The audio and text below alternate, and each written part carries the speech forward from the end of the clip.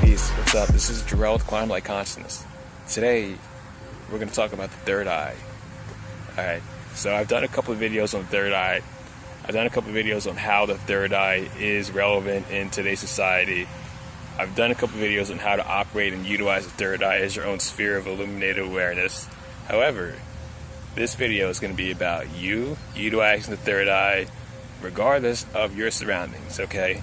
Because it's very funny to me how the planet Earth in a state today, the collective consciousness in a state today, and human psychology in the collective consciousness will not look at the physics of the third eye. It's reflected and it's channeled to every person on the planet in every single given amount of media, amount of movies, amount of TV shows, amount of video games, everything, literally everything. Like everything is a third eye, literally. Like you drive a car, like that's gotta be like 18 functions of the third eye. Alright, you got the headlights, you got the driver's wheel, you got the seat, the driver's seat, you got the windshield, alright, you got the little backup cams they add, alright, you got the sunroof, alright, like just the car alone is the physical vessel, is a physical body, alright, and the physical body, when activated totally, energetically, is your third eye. Like it is perception.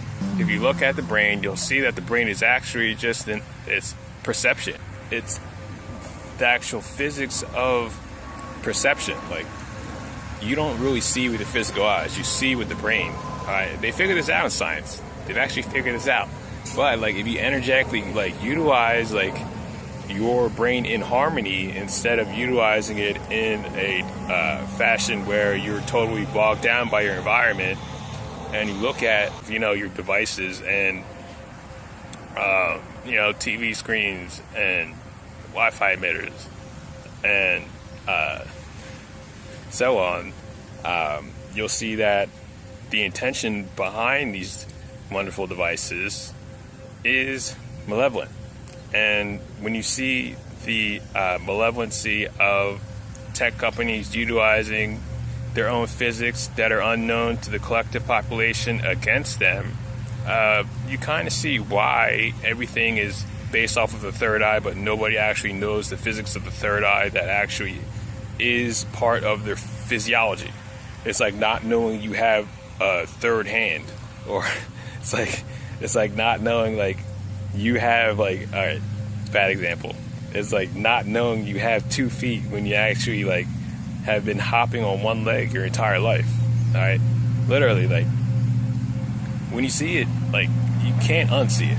When you understand it, there's no going back. Like there is no denying the facts of what you are and what every person is walking around in, regardless of what mainstream science says. Like I'm not here to like pull like shade or on anybody or like expose anything and like shame anything. I'm just pointing out the facts. The first time I activated my third eye, I activated my Merkaba. There's a meditation online where you can do that, but it really takes focus and you wanting to actually see. Alright, so the question is, why doesn't anybody actually want to see what they're in and what they're doing? And like, why can't anybody actually sit down for a second without looking at their phone?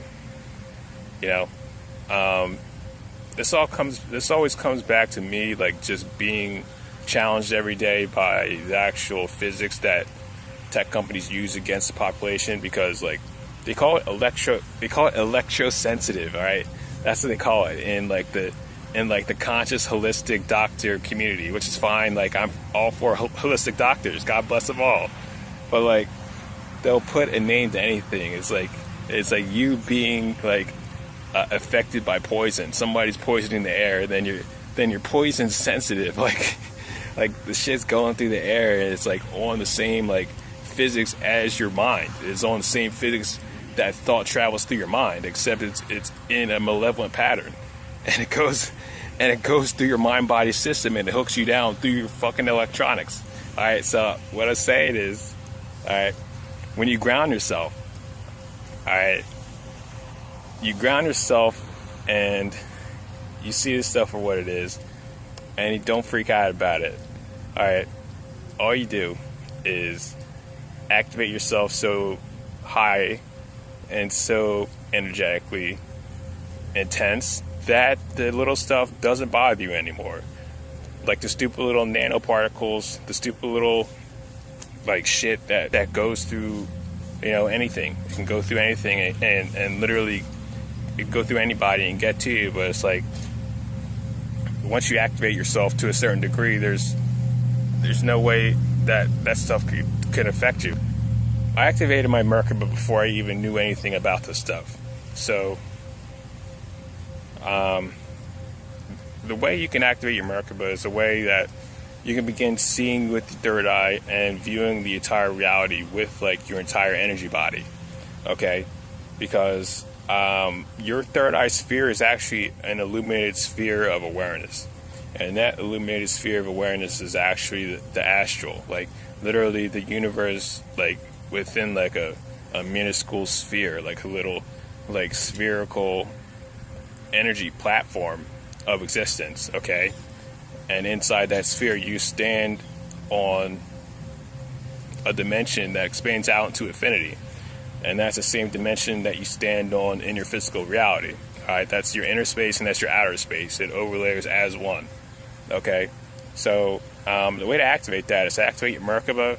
I talked about this in like a past video where you basically spin 3-star tetrahedrons around your body. You have 2-star tetrahedrons that spin counter-rotational. First 2 that spin counter-rotational. And then the third one spins counterclockwise. And you literally control those star tetrahedrons from the center of your heart. Now, here's what I figured out recently. Alright? I teach this stuff and then I go back to it. I like go back to it and learn more about it.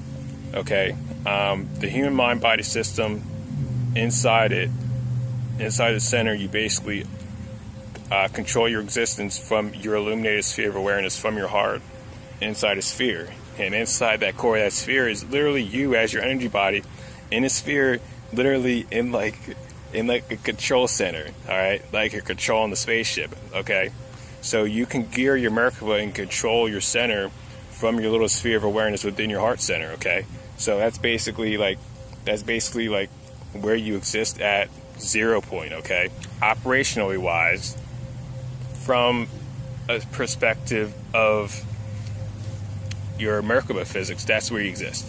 Okay, so you could spin force from there. Literally, when you spin 3-star tetrahedrons that rotate around your physical body, you're creating physical force that will literally push and organize any type of chaotic particles, any type of like unconscious wavelengths, any type of bullshit physics out of your sphere and gone, like move it away. So I started doing that again, and I started getting a lot more clarity into my physical form.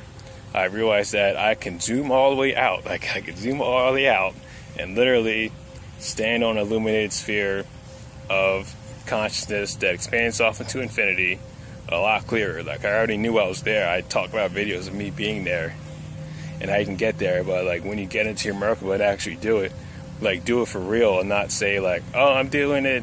I'm meditating, I am doing this. Like, actually do it, you know, like Yoda says, they're like, you do or do not, you don't try, you're actually doing something or you're not doing something. And that's the law of physics, that's the law of the universe. So when you actually do it, you actually see the stuff. So yeah, when you do it, 3D basically becomes like 2D, like everything is like, has depth. You see your core depth, you see where your core perception is at. You are your light body, okay? You exist as pure diamond, white, blue, crystalline, living light. And from there, from that perspective, you have all types of like leverage. You know, you have your awareness, and then you have your higher self, and then you have their higher selves. Okay, so you're spinning your sphere is spinning around you, like you're gearing it up. Okay, and then you look up, and then you see all your boys and girls like looking down at you, like literally you start to illuminate and you start to blow open the floors above you of awareness and the skies above you of awareness. You're like, I wonder what my little vessel is doing today. Like, you literally see them staring down at you. Like, you're using your mind's eye, but like your mind, like I said, your mind is that part of you that sees. Like, you see with your mind, your eyes don't actually see. So when you're doing this and you look up, you literally see your higher selves like looking down at you, like, oh, like he's awakening now, like. And they're very old. They're like, oh yeah, just another day of another vessel, like looking up. So it's pretty funny as well. And at the same time, you kind of like see yourself as like creator himself. You feel eternal, right? So the first time like I holographically like understood like there's higher selves and I'm just basically the third dimensional version of all my higher selves. Like, your higher selves are still like doing stuff like in their respective realities, in their timeline loops, during the last time they're at their highest pinnacle of awareness, during the last galactic year of cycle of ages throughout the eons. So you look up at them and they kind of seem like your kids, like you're the kid, like what, like you, like you're the like least spiritually intelligent or your entire soul stream. All right, but you look up and they're all connected to you, and you're like basically like you're guiding them, like you like you're the center, like basically like the tree of life, like you are the bottom, you're the roots of that tree, and you look up and you see like little holographic outlines. Basically, they're all tied to you. They all have the light cord tied to you, but like they're looking down at you, but like they kind of like are here for you as much as you are here for them, because they can't like evolve without you, or else they wouldn't be tied to you. Like so it's like you get to see this stuff when you actually go into the physics of your third eye. All right, now it's important to have your own clarity. All right, you need your own sacred space to manifest that, like in the physical. Like, if you can get away from the mundane bumble and, you know, just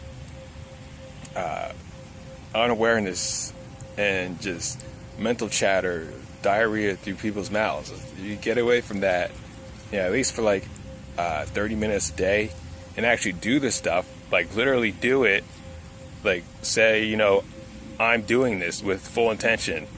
You know, you can make headway. You can actually make progress and do it, like no matter where you are in your life.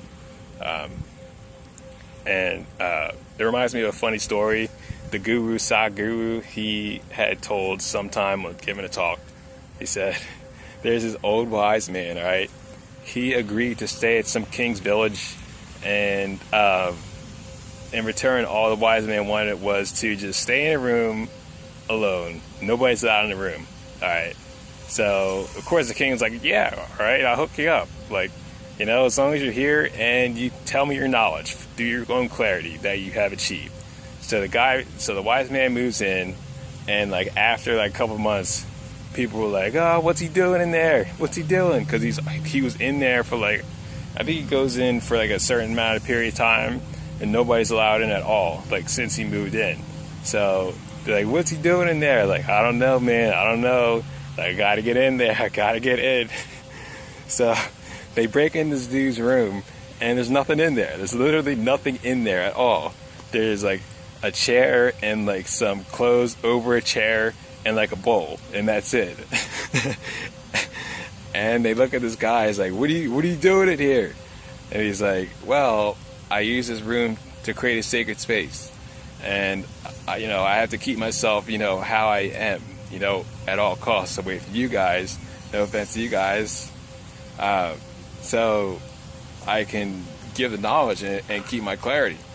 and, you know, serve you guys. And unfortunately, since you guys came in, I gotta go. Like, and that's how the story ended. But oh, and he also used the bowl to like beg for change, or he used the bowl for donations as he went out during the day. But yeah, that's basically the whole entire story. But it's simple. Like, as long as you have a space where you can be alone and you can actually get into your soul and get into your own clarity, like, you're good. Like, you can utilize these concepts in physics for yourself and go into your own physics of your own human body and actually like get into like the higher consciousness and super consciousness that every single human being on this physical planet holds for himself. All right, you don't have to have anybody else's approval. You don't need anybody else to join you in meditation. You don't need anybody else's like blessing or nothing. You don't need anything.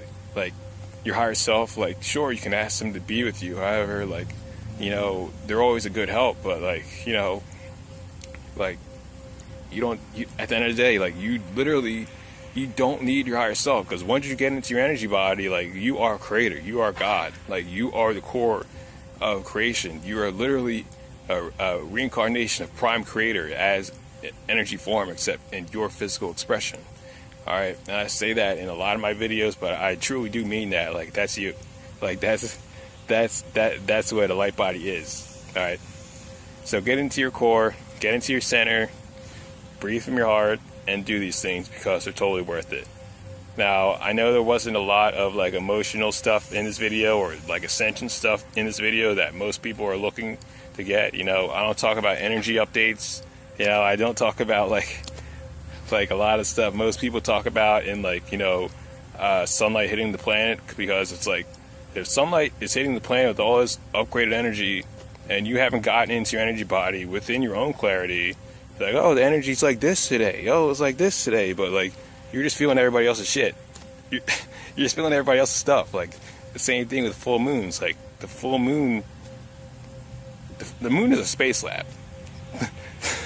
Alright, I'm not going to go into that. Alright, but when the full moon is totally like hitting, like, fully like bright, you're getting all of the unconscious shit that everybody has not processed, and it's hitting waves, and it's just going, it's crashing into everybody, and everybody's going all crazy. That's why 911 calls are most like heightened on full moons, because everybody's in their own shit and just regurgitating everybody's like unconscious, unaware emotional trauma that nobody's processed for themselves, and it's just back cycle of just looping, like, timeline of falsity and just attachment and just failure.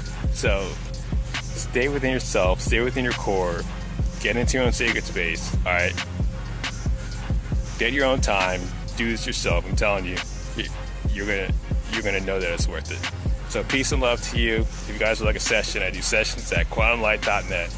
I do healing, I do intuitive coaching, numerology, and soul retrieval coming soon. Peace, one love.